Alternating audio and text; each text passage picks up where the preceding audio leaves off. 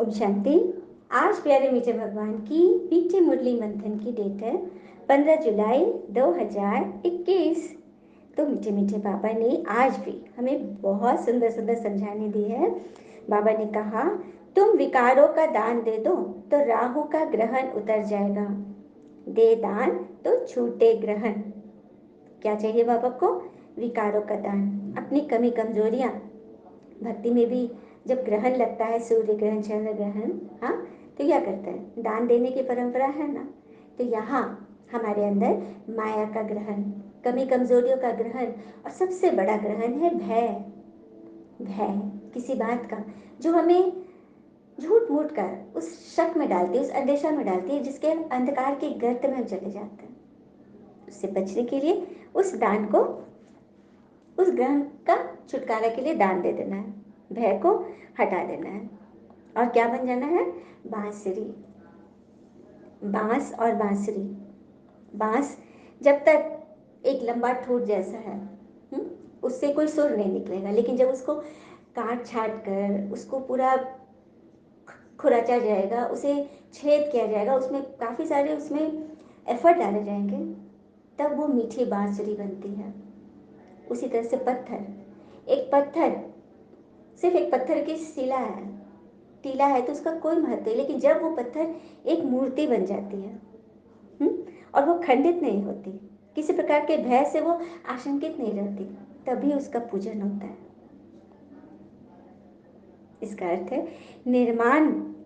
निर्माण चाहिए तो टूटना आवश्यक है। बिना टूटे हमारा नया वैसा अस्तित्व जो कि हम चाहते हैं वो नहीं होगा। बीज, बीज भी इसका उदाहरण है ना। बीज कितना फट जाती है, कितना मिट्टी में मिल जाती है जड़ में, और उसमें कितना बड़ा वृक्ष का सार छिपा होता है। तो कोई प्रॉब्लम आए, परिस्थिति आए, समस्या आए, तो उसे घबराना नहीं है। और मित्रता बहुत बड़ी बात है। मित्रता करो तो दूध और जल की तरह। दूध में जल मिला होता है, और जब उसे गर्म करते हैं तो जल वाष्प बनकर पहले उड़ जाता है, ताकि दूध का अस्तित्व, महत्व बना रहे। लेकिन जब उसमें कोई खटास पड़ जाती है तो दूध पानी दोनों फट जाता है। यही बाबा कह रहे हैं कि अपने विकारों का दान दो। जो भी तुम्हारे अंदर कमी कमजोरी आ गई है उसे दान दो तो ग्रहण छूटेगा। प्रश्न, बृहस्पति पिता अपने भारतवासी बच्चों पर बृहस्पति की दशा बिठाने के लिए कौन सी स्मृति दिलाते हैं? तो बृहस्पति भगवान अपने बच्चों पर बृहस्पति की दशा बिठाने के लिए कौन सी याद दिलाते हैं? तो बाबा कहते हैं, भारतवासी बच्चों, मेरे ब्राह्मण बच्चों, तुम्हारा आदि सनातन देवी देवता धर्म अति श्रेष्ठ था। तुम सर्वगुण संपन्न, 16 कला संपूर्ण थे। तुम उस सागर के बच्चे कामना की चिता पर बैठकर काले हो गए हो। यहाँ पे काम चिता लिखा है, लेकिन इसको यदि गुह्य रहस्य को समझना है तो कामना की चिता, किसी चीज की कामना, चाहे किसी शरीर की हो, किसी वस्तु की हो, कोई वैभव हो, प्रकृति, किसी भी चीज की कामना एक चिता समान है। जो चीज हमें मिल रहा है हमारे कर्म अनुसार मिल रहा है। कर्म से हम मतलब उससे मतलब चूक नहीं सकते। कर्म हमारा तब तक पीछा करेगी जो हमने बीज बोया है ना, उसके फल आने तक। तो हमें बिल्कुल उस उस व्यक्ति की तरह रहना होगा जिसे भगवान पे कितना भरोसा था। एक नेत्रहीन व्यक्ति एक मंदिर में गया दर्शन करने ईश्वर का, तो काफी सारे लोग थे। वो लोग इसको आश्चर्य से देख रहे हैं कि सो ये नेत्रहीन क्या ईश्वर का दर्शन करेगा, देवता का दर्शन करेगा। कुछ उसका मजाक भी उड़ा रहे हैं। उसको कान तो थे, सब सुन रहा था। तो उसने उन लोगों को जवाब दिया कि हाँ, ये मेरा दुर्भाग्य है कि मैं नेत्रहीन हूँ, लेकिन इतना अभागा भी नहीं हूँ कि मेरे देवता, मेरे ईश्वर मुझे देख न सके। देखा, ये था उसका निश्चय कि भले मेरे पर लाख बुराइयां हैं मुझ में, लेकिन फिर भी ईश्वर पे भरोसा करके मैं किसी कामना की चिता पर नहीं बैठूंगा। भगवान आए हैं हमें काले से गोरा करने, तो मैं उस गोरा बनने की राह पे उन पर निछावर हो जाऊंगा। तो यही स्मृति ईश्वर हमें बैग दिला रहे हैं कि तुम सिर्फ मेरी मत पर चलो, तो राहु की दशा से बृहस्पति की दशा बैठ जाएगी। कितनी बड़ी बात है ना। आज की गीत भी है मुरली का। ओम नमः शिवाय। पितु मात सहायक स्वामी सखा, तुम ही सबके रखवाले हो, जिसका न कोई हो साथी यहाँ, तुम एक जगत के सहारे हो। पितु मात सहायक स्वामी सखा, तुम ही सबके रखवाले हो। ओम शांति। तो ये किसकी महिमा, भगवान बोले किसकी महिमा सुनी, तो बेहद के पिता की, क्योंकि ऊंचते ऊंच परम पिता परमात्मा शिव ही है, जिनको ही भक्तजन पिता माता सहायक सखा बंधु सब मानते आए। तो बस अब प्रैक्टिकल में उनके साथ इसको यूज करने की बात है ना। बाबा कहते हैं सब तुम्हारे ऊपर है, कि मुझ पर बृहस्पति की दशा रखनी है या राहु की दशा। भगवान तो राज बता रहे हैं कि बाबा समझाते हैं कि मैं बीज रूप हूँ, चैतन्य हूँ, सच्चित आनंद स्वरूप हूँ, और मैं सुख का सागर हूँ, आनंद शांति का सागर हूँ। महिमा सारी मेरी है। भारतवासी महिमा गाते हैं परंतु समझते कुछ भी नहीं। मतलब महिमा तो हम गाते आए शिव की, जन्म जन्म किया 2500 वर्ष, लेकिन कुछ पता ही नहीं। तो बाबा कहते जैसे कि एकदम पत्थर बुद्धि हो गया। तो पत्थर बुद्धि किसने बनाया, तो रावण ने ना। सत्युग में भारतवासी पारस बुद्धि थे। आज से 5000 वर्ष पहले भारत पारसपुरी था, जिसमें देवी देवता रहते थे। भारत ही अविनाशी खंड गाया हुआ है। भारत में ही पारस बुद्धि देवता थे। इस समय सब पत्थर बुद्धि पतित रहते हैं। काम अग्नि मैंने कामना की अग्नि में सब भस्म हो गए। उसमें भी खास भारत की बात है। बाबा भारत का ही कल्याण करने तो आए हैं, क्योंकि भारत ही शिव की जन्म भूमि है। सत्युग की स्थापना यही होती है। तो मीठे मीठे लाडले बच्चों, जब तुम सत्युग में थे तो सर्वगुण संपन्न थे। यह तुम्हारी महिमा है। वहाँ विकार होते नहीं। द्वापर से रावण 5 विकारों का जब राज शुरू होता है तो राम राज बदलकर रावण राज्य बन जाता है, जिससे ही भारत एकदम काला हो गया है। इसलिए तो बाबा पूरे भारत को गोरा करने आए हैं। भारत पर बृहस्पति की दशा कब थी, सतयुग में थी। बाबा ने इसको क्रमानुसार बताया है।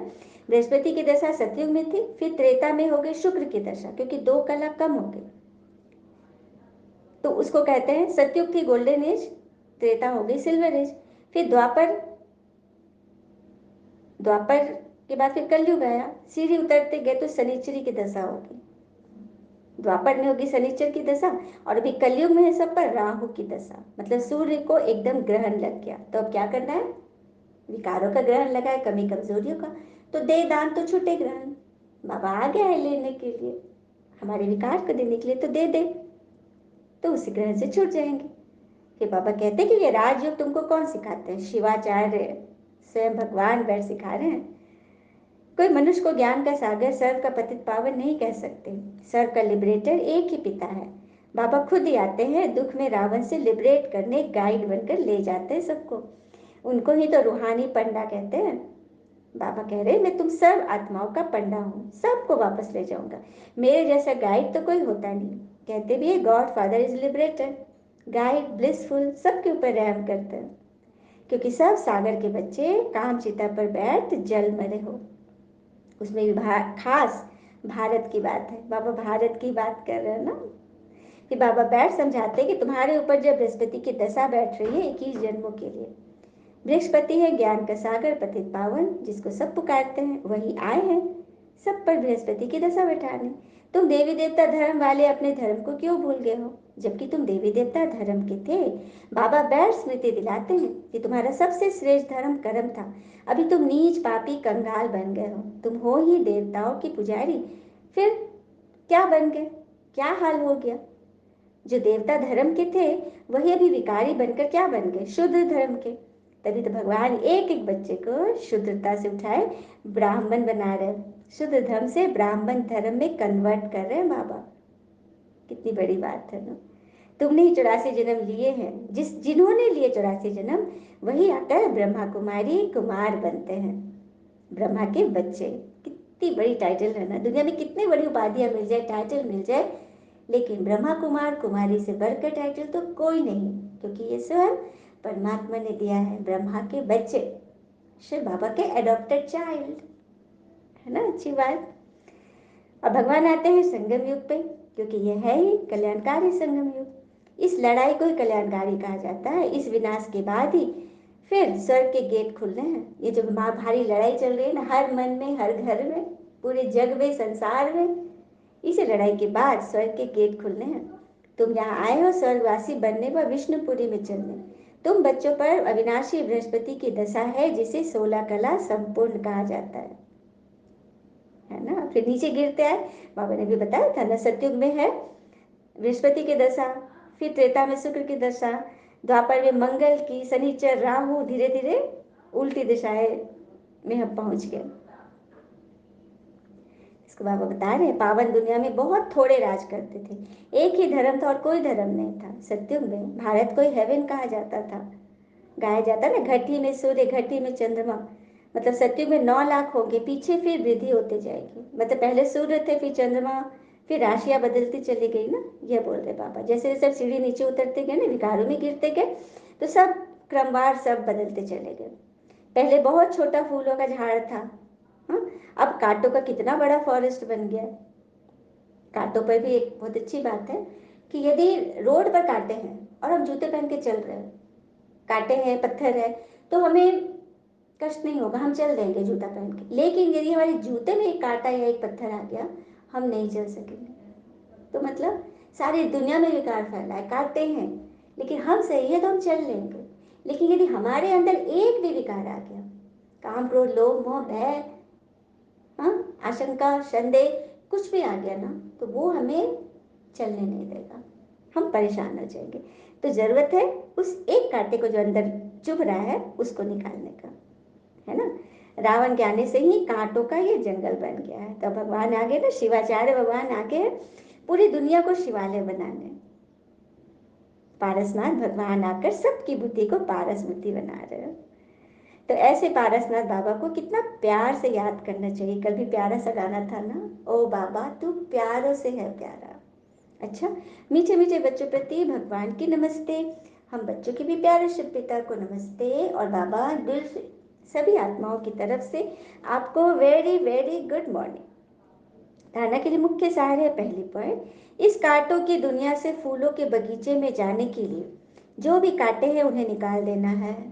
अब सब अपनी अपनी चेकिंग खुद करेंगे कि हमारे अंदर कौन से कांटे हैं, कौन सा कांटा है जो हमें दुख दे रहा है, हमें, मतलब अब जैसे देखो, कई तरह के रंगीन पात्र रखे हुए हैं, कई तरह के रंगीन रंगीन पात्र रखे हुए हैं, और उसमें जल है, जल सब में समान ही है। लेकिन लेकिन अगर झांक कर देखेंगे तो वो रंगीन पात्र है, तो सबका जल, किसी में नीला दिखेगा, किसी में पीला, किसी में हरा, किसी में लाल, दिख रहा है ना। हुँ? क्योंकि जल को अपना पात्र चुनने की का सामर्थ्य नहीं है। जल नहीं चुन सकता कि मैं किस पात्र में रखूं, चम्मच में भी रख लो, ड्रम में भी रख लो, इतना निर्मल है वो। लेकिन हमें ईश्वर ने बुद्धि दी है, हम तो अपना अच्छी संगत चुन सकते हैं ना। हम तो चुन सकते हैं ना कि किसके साथ रह के हमें अच्छा बनना है। और संग का रंग लगता है, चाहे कुसंग का लगे चाहे संग का लगे, है ना। तो ये बाबा कह रहे हैं कि जो भी अपने अंदर विकार है ना, उसे चुन कर निकालो, अच्छा संग करो। फिर दूसरी पॉइंट, इस कल्याणकारी संगम युग पर शूद्र से ब्राह्मण से देवता बनने का पुरुषार्थ करना है। राहु के ग्रहण को उतारने के लिए विकारों का दान देना है। बार बार बाबा कह रहे हैं कि अपने अंदर जो भी विकार है उनका दान दे दो, बाबा को सौंप दो, निश्चिंत हो जाओ। चलिए, वरदान दिया बाबा ने। संगठन में एक मत और एक रस स्थिति द्वारा सफलता प्राप्त करने वाले सच्चे स्नेही बनो। संगठन में एक मत और एक रस स्थिति द्वारा सफलता प्राप्त करने वाले सच्चे स्नेही बनो। कैसे बनेंगे? तो संगठन में एक ने कहा, दूसरे ने माना, यह है सच्चे स्नेह का रिस्पॉन्ड। देखो, जब एक रस, एक स्थिति है, एक संगठन में सब है, तो सबको रिगार्ड देना। कल भी बाबा ने बोला ना स्लोगन में, सम्मान देना ही सम्मान पाना है। तो हर एक की बात का पहले सम्मान दो, रिगार्ड दो, लेकर चलो। हाँ, किसी ने कुछ ऐसे बोला तो उस वक्त उसे स्वीकार कर लो।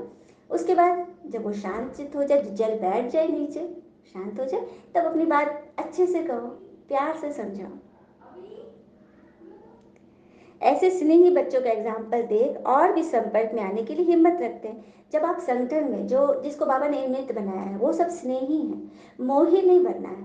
मोही बनेंगे तो फिर किसी बात में बहुत ज़्यादा हम गिर जाएंगे, बहुत ज़्यादा नाराज हो जाएंगे और हर किसी की बात पकड़ कर बैठ जाएंगे। तो सबसे पहले तो हम अपने साथ ही दुर्व्यवहार कर रहे हैं, अपने साथ ही।